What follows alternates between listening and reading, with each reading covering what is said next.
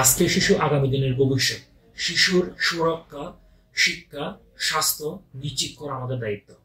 আজকে আমাদের কন্টেন্ট হচ্ছে শিশুর অধিকার ও আইনগত প্রতিকার নিয়ে। আলোচনা করবেন advocate Mohammad Rashed, Bangladesh supreme court ও জজ কোর্ট কক্সবাজার। আমরা প্রথমে আপনার থেকে যে বিষয়টা জানবো সেটা হচ্ছে সাধারণতভাবে শিশু বলতে আমরা কাদেরকে বুঝবো, যেহেতু প্যানেল করে শিশুকে একভাবে ট্রিট করা হয়েছে বা নারী শিশুকে, বা এক্ষেত্রে শিশুকে কোনো আমরা কাকে শিশু হিসেবে গণ্য করা হবে, এই বিষয়টা যদি একটু বলতেন। আচ্ছা, হ্যাঁ, ওটা ঠিক। বিভিন্ন আইনে, বাংলাদেশের বিভিন্ন আইনে শিশুর সংজ্ঞায়িতটা বিভিন্নভাবে হয়েছে।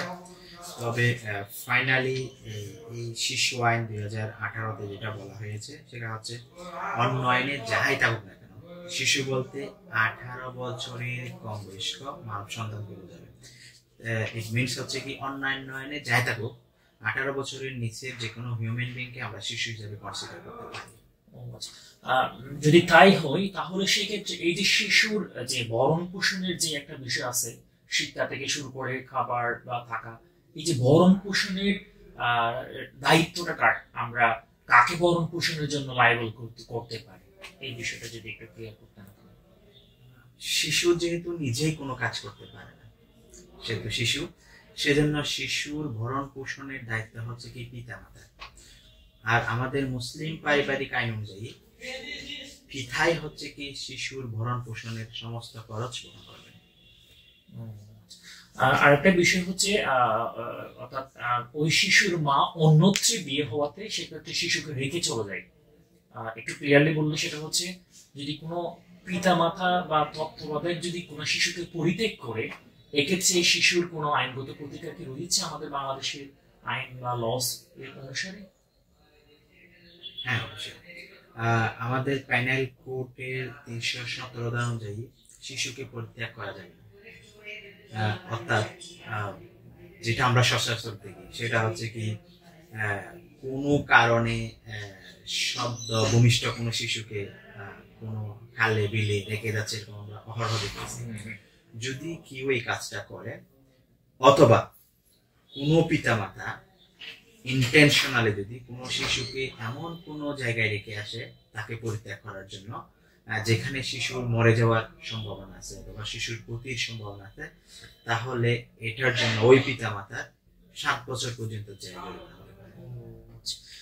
আরেকটা বিষয় আমরা দেখি রাস্তায় বা বাস স্ট্যান্ডে, আমরা যখন বাস থেকে নামি বা গাড়ি থেকে নামি, একটা শিশু এসে হাত পেতে দিল, কিছু টাকা দেন, বা এই যে আমাদের চেম্বারও কিন্তু সেম, এই যে শিশুরা এসে ভিক্ষা নিচ্ছে, এই যে শিশুদেরকে যে ভিক্ষা করাচ্ছে বা যে শিশু ভিক্ষার কাজটা যে সে করতেছে, এই বিষয়ে কি কোনো আইনগত প্রতিকার রয়েছে বাংলাদেশে? এটা স্পষ্ট অপরাধ। শিশু আইনের 70, 71, 72 এই ধারাগুলোতে স্পষ্ট বলা হয়েছে শিশুকে দিয়ে এমন কোনো কাজ করানো যাবে না যেটা তার শরীরের এবং মনের ক্ষতি করে। মানে এমন কোনো কাজ করা যাবে না যেটা শিশুর অমঙ্গলদায়ক। আরো যদি স্পষ্ট করে বলি, শিশুকে দিয়ে কোনো ভিক্ষাবৃত্তি করানো যাবে না, অথবা ভিক্ষাবৃত্তির জন্য নিয়োগ করা যাবে না, অথবা ভিক্ষাবৃত্তির জন্য তাকে কোনো জায়গায় রাখা যাবে না।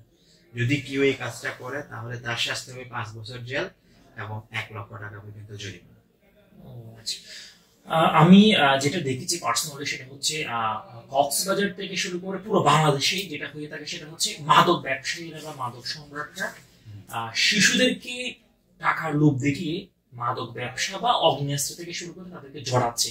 যেহেতু শিশু টাকা পাচ্ছে, তার পরিবর্তে সেই মাদক গুলো পরিবহন করতেছে বা অগ্নেয়াস্ত্র। এই ক্ষেত্রে ওই শিশুর পিতা মাতার বা মায়ের পক্ষ থেকে কি কোনো আইনগত প্রতিকার আছে? হ্যাঁ, অবশ্যই আছে। শিশু আইনের সেকশন হচ্ছে কি 79 ধারায় বলা হচ্ছে কোনো শিশুকে দিয়ে কোনো অবৈধ কাজ করানো যাবে না। তো কেউ যদি কোনো শিশুকে দিয়ে এই মাদক, অস্ত্র এগুলা বহন করার কাজে ব্যবহার করে অথবা এই সব ব্যবসায় ব্যবহার করে, তাহলে এটা হবে একটি অপরাধ, যার জন্য যে ব্যক্তি ওই শিশুকে নিয়োগ করেছেন তার 3 বছর পর্যন্ত জেল এবং 1 লক্ষ টাকা পর্যন্ত জরিমানা হতে পারে। তাহলে আমরা শিশুর ক্ষেত্রে 2 ধরনের প্রতিকার পাচ্ছি। একটা হচ্ছে দুই ধরনের লাইবিলিটি পাচ্ছে, একটা হচ্ছে ক্রিমিনাল লাইবিলিটি, একটা হচ্ছে সিভিল লাইবিলিটি। আমাদেরকে বিজ্ঞ সিনিয়র সেই বিষয়টা জানিয়েছে। আমরা পরবর্তী অন্য কোনো কন্টেন্ট নিয়ে আলোচনা করবো। ভালো থাকবেন। আপনাকে ধন্যবাদ সুন্দর আলোচনা করার জন্য। আপনাকে ধন্যবাদ।